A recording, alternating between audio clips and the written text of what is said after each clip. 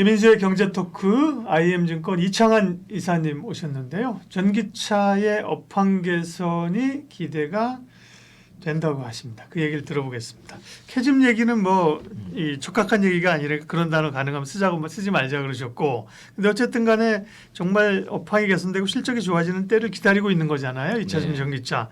그럴 이제 기간이 온다고요? 그러니까 네. 이거는 이제 어느 정도 예정됐다고 볼 수 있겠고요. 음. 예상보다 사실은 이 캐즘이 깊어서 뭐 음. 이게 불황 이제 성장 둔화라고 봐야겠죠. 성장 둔화 깊어져서 좀 그렇긴 한데 이게 둔화가 됐을 때는 단번에 갑자기 확 튀는 것보다 이제 서서히 이제 회복이 되면서 점진적으로 이제 그 기울기가 올라가는 성장 네. 기울기가 올라가는 그런 구조가 될 건데요. 그런 이유는 이제 올해 하반기부터 내년 26년까지 글로벌 OEM 기업들이 그 전기차 확대 전략을 적극적으로 펼치면서 신차들 대거 나옵니다. 특히 이제 A부터 F까지의 다양한 볼륨 세그먼트 차이가 다양하게 나오고, 맞아요. 지금은 매우 제한적이죠. 네, 그리고 또 그죠? 중저가형 차량이 되게 나오고 그런 네. 차들이 다 볼륨 세그먼트가 되는 그 볼륨을 차지하는 그런 차들이 되는 예. 거죠. 대거 이번엔 대표적으로 EV3 같은 차가 뭐 캐스퍼 일렉트릭 이런 차들이 또 잘 팔리고 있고, 그 EV3 같은 경우에는 기아에서 목표가 연간 30만 대 판매를 하는 목적이기 때문에 그런 차들이 이제 대규모 생산이 돼요. 근데 그런 차들은 손실을 보면 안 됩니다. 그러니까 일부 이제 좀 일부 판매되는 차들은 일부 손실을 볼 수 있어요. 하지만 미래를 보고선 가는 거기도 하지만 대규모 몇십만 대 판매되는 그런 차들은 절대 손실 보면 안 되기 때문에 가성비가 좋고 경쟁력이 있는 차가 나와야 되는데 그게 나오는 시점이 최근에 EV3, 캐스퍼 일렉트릭 그리고 이제 올해 하반기랑부터 26년까지 되고 나오는 그런 상황이라 볼 수 있겠고요. 그런 신차들이 볼륨 세그먼트에 들어가는 신차들의 판매량이 월등히 더 클 것이다라고 보여지고, 그리고 실제 배터리라든가 소재 기업들도 거기에 노출된 기업들의 성장과 실적도 좋을 거고 주가도 좋을 거다라고 좀 보시면 좋을 것 같고요. 네. 전기차 이제 전기차 가격이 좀 낮아져야 된다. 지금은 보조금을 주니까 보조금으로 커버하는 건데 그게 이제 급선무이고, 전기차 가격이 낮아지려면 결국은 배터리 가격이 낮춰져야 되는 건데 네. 그런 노력들이 있고, 그와 함께 그렇죠. 차들 선택의 폭이 넓어져야 돼, 그죠? 그런 가능성이 있거든요. 그래서 이제 업황도 회복이 되면서 그 볼륨 세그먼트 쪽에서 판매가 늘어나면서 주가 모멘텀도 발생을 한다라는 네. 것이고요. 특히 이제 EV3 같은 그런 차들이 모멘텀이 되는 거예요. 그래서 올해 보면은 이제 그 폭스바겐 그리고 이제 스텔란티스, GM 그리고 이제 그 기아도 이제 그 기아 현대기아 이런 것들이 그 르노도 마찬가지로 이런 색깔이 있는 것들이 다 중저가 차량들입니다. 네. 올해 이렇게 나오고 올해만 출시되는 차량이 이게 신차가 이렇게 나오고요. 맞네요. 내년도도 많죠. 그러니까 24년, 26년까지도 있는데 25년도, 24년도 하반기에 집중적으로 출시가 되고 이런 것들 결정이 2020년도에 결정이 됐다는 거죠. 그때 이제 그 차량 개발할 때 배터리를 확정을 짓고 나서 이제 보통 5년, 4년, 5년 걸리니까 그래서 다 이따 나온다고 보시면 되겠고요. 이런 차들도 많이 나오고 그리고 중저가 차량도 많이 나오면서 이런 것들이 이제 소비의 증가로 이어질 가능성이 높다라고 그렇게 보는 겁니다. 그리고 이제 이런 것들을 이렇게 하지 않으면 앞서 이제 일부에서 말씀드린 것처럼 이제 그 벌금, 연비 규제에는 벌금을 물기 때문에 이렇게 갈 수밖에 없어요. 갈 수밖에 없는 길이다. 네, 갈 수밖에 없습니다. 그럼 상대적으로 상대적으로 내연기관차를 축소를 하고 전기차를 많이 팔는 방법밖에 없고, 대표적으로 스텔란티스가 그 이후에 그 25년 내년도 특히 그 이후에 배기가스 배출량 저감 목표를 충족하기 위해서 내연기관차 생산을 축소할 준비가 됐다고 밝혔습니다. 이게 이제 11월 1일부터 이제 생산 축소 들어가는데 내년도 그 배기가스 배출량 저감 목표를 달성하려면은 전체 내년도 전체 판매량 중 전기차 비율을 24% 올해 대비 2배를 올려야 돼요. 2배를 판매해야지 목표를 달성할 수 있습니다. 안 그러면 또 벌금을 물게 되기 때문에, 그러면은 이제 요게 그 연비 그 신차 기준으로 내년 기준으로 이산화탄소 배출 상한이 킬로미터당 116g에서 94g으로 낮아지거든요. 이걸 맞추려면은 전기차 판매 비중 2배 올리고 내연기관차 축소할 수가 없는 거예요. 선택의 여지가 없습니다. 그래서 이제 내년도에 이후에서 판매되는 자동차가 최대 28%가 침투율이 28%까지 올라간다고 좀 볼 수 있겠고, 예상하고 있는 거고요. 이제 여기 그 초과 한도당 95유로를 곱해야 돼요. 90유로에 예. 차량 판매 대수로 곱한 금액은 벌금이기 때문에 이게 또 어마어마합니다. 그러니까 제가 말씀드린 것처럼 북미 시장도 그렇고 유럽 시장도 이런 벌금 문제 때문에 회사 존폐의 기로에 있는 겁니다. 그래서 이제 특히 이런 새로운 규제, 그래서 최근에 그래서 그런 이산화탄소 배출 목표를 좀 완화시키려는 시도가 많이 있는데, 이런 로비 같은 것들이 있는데 이거에 대해서 스텔란티스는 반대를 하고 있고, 만약에 이런 규제가 지연될 경우에는 유럽 자동차 제조업체 자체가 기술적으로 중국 브랜드보다 뒤처질 것이라고 이제 밝힌 것이고요. 그래서 결국에는 이제 이런 그 테슬라 그 스텔란티스 입장에서는 그 이산화탄소에 대한 그 배출량 저감이 결국에는 자체 차량 판매에 도움이 될 것이라고 보는 겁니다. 이쪽으로 가야 돼요. 안 그러면 생존에 물려 달렸다. 미래가 없다라고 보시면 좋을 것 같고 이거는 네. 유럽과 미국 모두 다 마찬가지고 그리고 이제 우리한테는 사실 북미 시장이 중요하기 때문에 지금 점유율이 이번에 이제 그 3분기 실적에 GM이 전기차 시장 점유율 2위로 올랐었어요. 2분기 때는 현대기아차가 2위로 올라섰지만은 다시 이제 GM이 올라갔는데 포인트적인 보면 실적 내용보다도 이 전기차 관련해서 올해 그 생산과 도매 목표를 20만 대를 유지했다는 거죠. 이게 상당히 20에서 25만 대 그 상하단 범위인데 네. 제주도 합쳐서 얘기한 거죠. 그렇죠. 네. 그 전기차 부분만. 근데 이제 그 소매 쪽으로 넘어가는 거는 이제 낮은 문제고 도매까지 딜러들한테 넘기는 것까지 네. 20만 대 이걸 유지하고 있습니다. 그리고 내년 말에는 차세대 볼트 이게 사실 제일 많이 팔렸던 차인데 이게 그렇죠. 한번 불났잖아요. 그렇죠. 그래서 이제 그거를 중단하고 이제 차세대 볼트의 출시를 목표를 하고 있다라고 봐서 그리고 이제 그 다양한 차들도 모델도 나타나서 GM이 돈을 벌게 됐을 때는 이게 그렇게 되면은 이제 그만큼 전기차 시장이 좀 빨라진다는 것이고 GM도 지금 벌금을 많이 물어서 여기도 급해요. 그리고 GM은 또 전기차를 오랫동안 준비를 했기 때문에 상대적으로 포드보다는 훨씬 앞서 있다라고 볼 수 있겠고요. 아마 북미 시장에서는 테슬라, 현대기아, GM 이렇게 3파전 그리고 일본 업체들 닛산이라든가 이런 정도 네. 끼어드는 그 혼다, 닛산 이런 정도가 네. 나타나지 않을까. 토요타도 전기차는 좀 늦은 것 같아. 이제 막 하려고 하는 것 같아요. 네, 토요타는 말만 그렇게 하고 그러니까요. 실제로 자꾸 행동은 좀 늦는 편인데 네. 거기도 빨리 전기차를 하고 싶지만은 이제 거기도 이제 소위 말해서 기술력이 부족하다 보니까 그 전고체 배터리 쪽으로 하다가 너무 시간을 많이 끌었어요. 네. 그리고 이제 9월달, 8월달에 그 EU 전기차 데이터가 전월 대비해서 급성장하는 걸 한번 보여드렸는데 9월달 같은 경우도 지금 판매 데이터가 회복세가 나타나고 있습니다. 그래서 이제 EU 자동차 그 전기차가 이제 전년 동월 대비해서 10% 증가가 나왔고요. 그리고 그 EU 외 뭐 유럽 그 영국이라든가 그 FTA 지역과 다 합쳐가지고도 14% 성장이 나와서 전기차 판매 회복이 나타나고 있다. 또 이제 어쨌든 금리가 인하하게 되면 차량 판매 우호적이라는 거잖아요. 네, 이제 맞습니다. 아무래도 할부 이런 거 많으니까 네. 그죠? 그런 것도 영향이 있겠죠. 그 앞으로 관건이 금리 인하 속도가 관건이에요. 예. 그래서 이제 그 11월달에 금리 인하가 이제 추가로 될지 안 될지 이게 되게 중요하고. 그리고 25p 확률이 좀 높긴 하지만 만약에 동결되면 쇼크가 올 거예요. 그럼 또. 네, 올해 그러니까 두 번 예정은 50pp 한 번 했고 25씩 두 번인데 슬슬 이제 한 번만 할 수 있다는 얘기도 네. 살살 나오거든요. 네, 그래서 이제 그게 속도가 중요해요. 근데 예. 일단 방향성은 정해졌는데 그렇죠. 네. 그만큼 속도를 빨리 쓰는 얘기 최근에 그게 둔화될 것이라 보고 그러니까 이제 또 트럼프 당선 리스크 때문에 금리 튀고 달러 튀고 금 튀고 비트코인 튀고 이러지 물가 않습니까? 오르고, 그럼 다시 인플레이션 튀고 이런 거라서 그것도 있습니다. 그래서 네. 좀 조정을 받는 이유도 있어요. 예. 명문적으로. 그리고 오늘 나온 뉴스가 그 현대 아이오닉 9 티저 영상이 공개가 됐습니다. 그 사진이 공개가 됐고요. 벌써 9이에요? 아이오닉? 예, 그 아이오닉 이제 그 조제 공장에서 예. 경제 공장에서 아이오닉 5랑 이제 9이 나올 거고 원래 7에서 이제 9으로 바꿨어요. EV 9가 대두하기 위해서. 그래서 이제 전기차 플랫폼 eGMP로 기반한 이제 그 세 번째 모델인데 그 이제 거의 가장 최상위급 모델이라 보시면 되겠어요. 그 세그먼트 상으로 최상단에 있는 것이고 여기서 이제 그 현대차가 여기에 대해서 좀 기대를 많이 갖고 있는 것이고요. 전기차 브랜드로서의 어떤 그 성장할 그런 전동할 최고의 모델로 보고 있습니다. 그리고 이제 이게 아마 eGMP 기반으로 이 차가 마지막일 겁니다. 샤오미 그럼 다른 플랫폼이 나오나요? 예, 네. 다음 플랫폼이 EM으로 될 것으로 예상이 되고 현대차가 어쨌든 이 GMP 기반을 해서는 동구 최고 수준의 차를 내는 거예요 이게 이 차가. 그래서 이제 사실은 그 아이오닉 시리즈 중에서 그 5라든가 6 같은 경우도 올해 그 최고의 차를 수정을 많이 했거든요.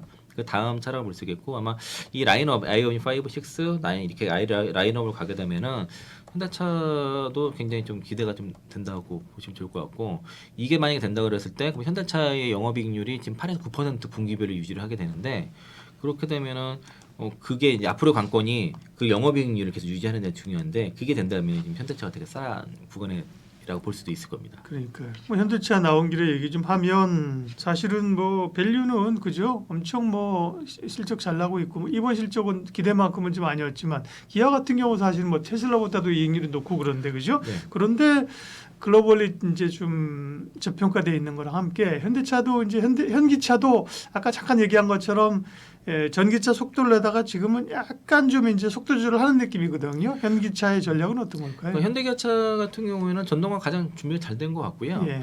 뭐 전력에는 속도를 좀 내고 있어요. 오히려 지금 음. 공장을 더 앞당겨서 짓고 그 양산에 들어가니까 잘하고 있는데 최근에 수출 데이터가 좀 부진했었습니다. 8월, 9월 달 수출 네. 데이터가 부진하다 보니까 또 현대차 같은 경우도 컨센트 하이가 나와서 이제 그 주가 좀 조정을 받은 상황이지만 이게 이제 시장에서 의심하는 거는 지금의 그런 견조한 이익률을 그대로 유지할 수 있을지 아니 피크아웃이 아니냐. 항상 피크아웃 얘기 네. 나오는데. 근데 지금 8~9%를 유지를 하고 있거든요. 그걸 앞으로 계속 유지된다 그러면은 지금 퍼 4배는 뭐 싸다고 봐야 되는데 그래서 뭐 밸류 어디까지 줘야 될지는 모르겠지만은 현대기아차가 봤을 때 현대차는 8%에서 9% 그리고 기아는 12% 영업이익률이 나오고 있는데 그게 계속 유지된다 그러면은 굉장히 그 좀 투자에 대한 매력이 좀 높을 것이고 또 배당도 또 많이 주니까요.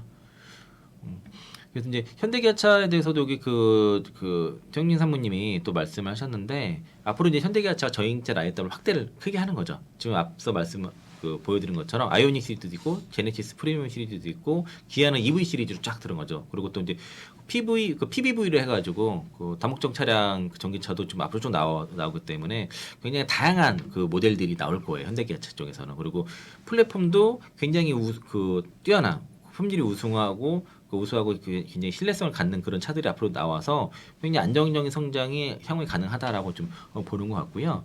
그런 차원에서 아까 이런 아이오닉 5 같은 것들을 예로 들 수 있겠습니다.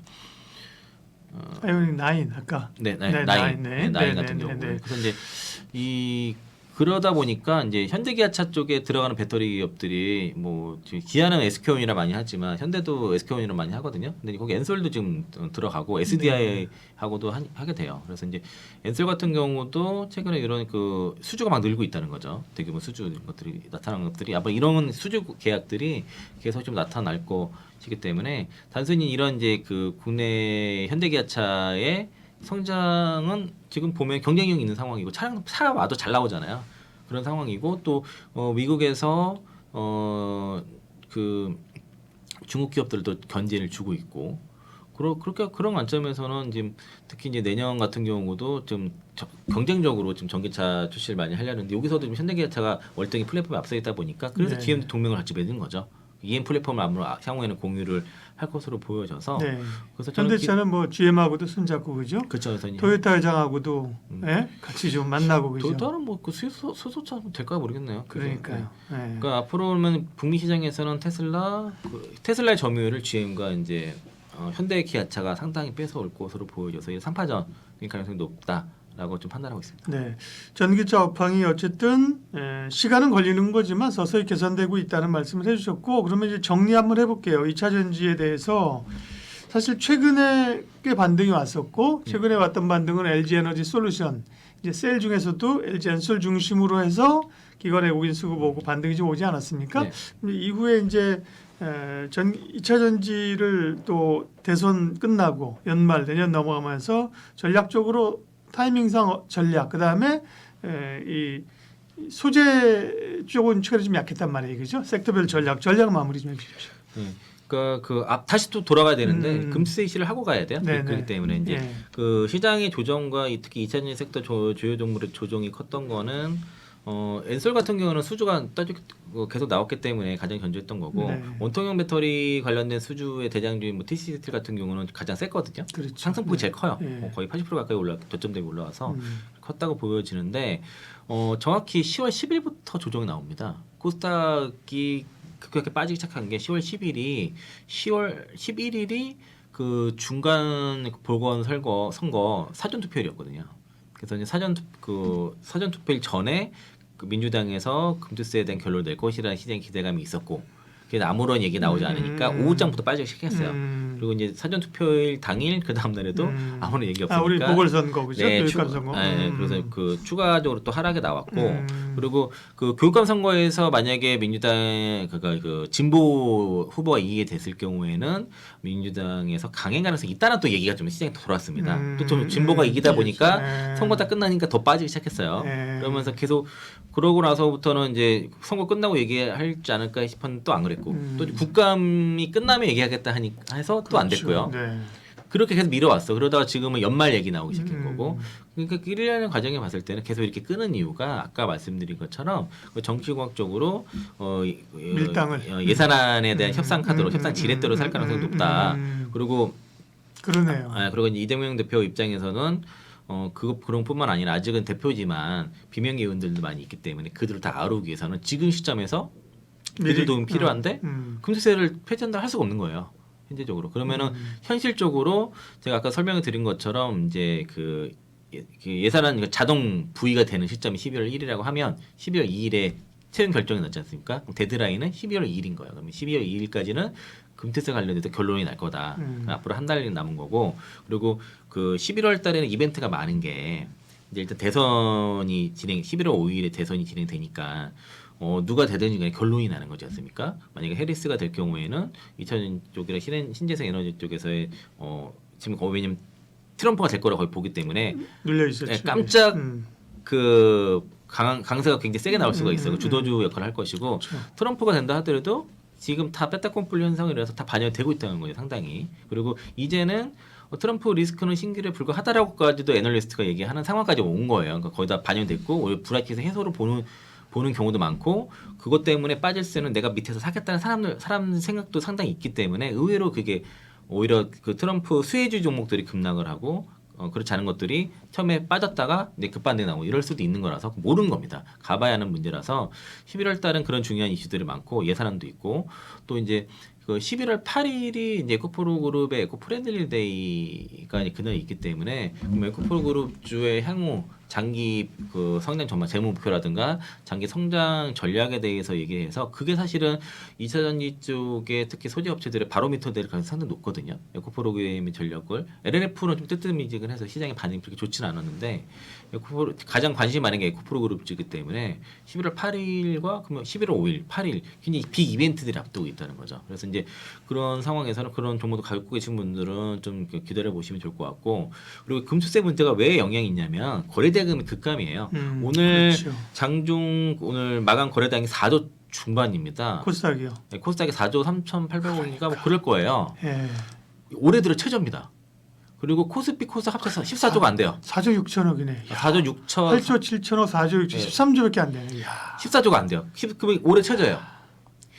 9월 네. 말까지 일평균 거래대금이 16조 후반이었거든요. 9천억 예, 정도, 7천억, 9천억 정도 될 건데 말랐네, 말랐어. 10월 그 사전 투표, 그러니까 보궐선거 전만 해도 예. 16조 중반은 됐어요. 그런데 딱 사전 투표일 기점으로 해서 거래량이 급감을 하면서 16조 밑으로 떨어지고 15조, 14조, 이제 13조 때까지 떨어진 거고 더 심각한 거는 코스피 스몰캡 그리고 이제 코스닥 스몰지수에 들어가는 종목들의 거래량은 더 심각합니다. 자, 지난해 같은 기간에 2조 정도 일평균 거래량이 있었거든요. 그런 네. 스몰캡 종목들이. 그런데 최근에는 그게 6천억대, 지금 5천억 밑으로 떨어졌습니다. 그리고 무슨 일이 벌어지냐면 호가가 비어요. 그리고 훅 밀고 내려가죠. 네, 그래서 외국인들이 사주지 않으면 네. 종목들이 막 밀리고 그러니까요. 외국인들이 사주면 또 반대로 급반등이 나오고 이런 상황이 그러니까요. 벌어지는 거죠. 일단 뭐 거래가 없으면 그죠. 네. 시장이 되기 어렵죠. 금투세가 확정되지 않으니까 예. 대기 자금이 안 들어오는 거죠. 관망하고 예. 그런 상황이다 보니까 만약에 확정이 된다고 하면 그 폐지라든가 폐지 갖고 유예가 확정이 된다고 하면 뭐 그러면 이제 시장이 기다렸던 자금들이 일시에 들어올 가능성이 높고 그러면은 지금 특히 2차전 종목들은 공매도 표시가 굉장히 많은 종목들이 많은데 그렇게 자금이 들어왔을 때 반등을 하게 되면은 쇼커버링도 자연스럽게 이루어질 수밖에 없다는 거고 공매도를 이제 앞으로는 11월 달 특히 내년 3월 말부터는 자유롭게 공매도를 치는 시기가 끝나요. 이제 사실상. 왜요? 공매도 재개되잖아요. 재개되더라도 예정하지 않은 거죠. 무기한 안 되고 무제한 안 되고 무차입 안 되고 재개 많죠. 또 처벌도 강화되고 예정 같지 않다는 거죠. 그런 상태에서 업황은 업사이클로 가는 상황이라고 보면은 업사이클로 가는 시장에서의 종목을 계속 공매도 포지션 유지하고 있다. 자살행위죠. 그러니까 얼마 안 남았어요. 공매도 포지션을 유지할 수 있는 기간이 얼마 안 남았기 때문에 좀 잘 버티시면 좋을 것 같고 이제 그 특정 종목이 이렇게 급락이 나고 이러다 보니까 자꾸 이제 2차전 전체를 자꾸 이렇게 노이즈가 생긴 것도 분명히 있는데 그러실 필요는 없고 섹터별로 보면은 지금은 이제 그 양극재 종목들 대표적인 종목들은 뭐 에코프로 BM, 뭐 포스코 홀딩스, 포스코 퓨처엠, 특히 공매도 많은 종목이 에코프로 BM, 포스코 퓨처엠이에요. LNF까지 이런 종목들은 그 업황 가능 없이 이제 그 금투세만 해결돼도 쇼커볼이 강하게 들어갈 가능성이 상당히 높아요. 그런 종목들은. 그래서 그 11월 특히 에코프로 그룹도 11월 8일까지 좀 잘 지켜보시고 그리고 전액 섹터 쪽에서는 뭐 엔캠이라나 덕산테크포 이런 그 북미 시장에서 캐파를 구축하는 기업들 같은 경우는 향후에 이제 전액 스트래지에 대한 그 기대감이 좀 계속 있기 때문에 그런 쪽 계속 전액 쪽은 투자 계속 하셔도 좋을 것 같고요. 그리고 이제 엔캠에 이제 많이들 이제 그 요즘 많이 알려진 게 이제 중앙첨단 소재 이런 종목들이 그 엔캠이 이제 그 공모 전환사채 발행하는 거가 연기가 좀 지연이 됐어요. 한 열흘 정도, 2주 가까이 지연이 되면서 그래서 조정이 나왔는데 그거 향후에 이제 대규모 IR을 하게 되면은 소개가 많이 되니까 그러면 이제 기관 투자자들한테도 전액의 중요성이라든가 리튬 쇼태지에 대한 것도 알려지면서 뭐 수급이 들어올 것으로 생각이 들고 그리고 이제 동박 쪽은 롯데가 탑픽이긴 한데 좀 투자는 좀 후순위입니다. 그래서 탑픽으로 보지는 않고요. SKC 같은 경우는 동박 업체를 보기보다는 그냥 그 유리기판 기업으로 보시는 게 나을 것 같아요. 그러니까 2차전지 투자보다도 반도체 소재 쪽으로 아예 보시는 게 나을 것 같고 장비 쪽은 좀 피하시는 게 좋을 것 같습니다. 이게 이제 보니까 SK 온도 그렇고 엔솔의 이번에 콩콜 보니까 캐펙스 투자에 대해서 보수적으로 얘기를 하고 있거든요. 그리고 또 SK 온 같은 경우도 최근에 이제 조자 공장에 대해서 뭐 일부 언론 보도가 뭐 8개 라인을 하기로 했었는데 뭐 4개 라인만 축소한다 그런 보도도 있으니까 장비 쪽 예상만대 수주가 쉽지 않을 거고 그 중에서도 배터리 3사가 다 납품하면서 해외 업체도 하면서 수주가 꾸준히 올라가는 기업 딱 하나 P&T밖에 없어요. 그러니까 장비 보실 거 P&T 하나 보시면 좋을 거고 나머지는 좀 피하시는 게 좋을 것 같다.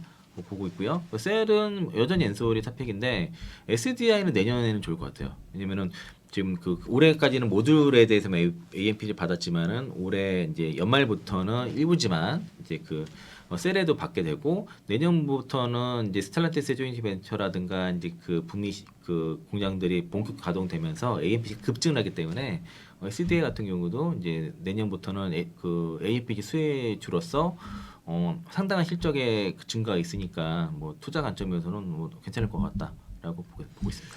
예, 배터리 종합적인 투자 전략까지 IM증권 서울금융센터 이창환 영업이사님 함께해 주셨습니다. 오늘 도움 말씀 고맙습니다. 네, 고맙습니다.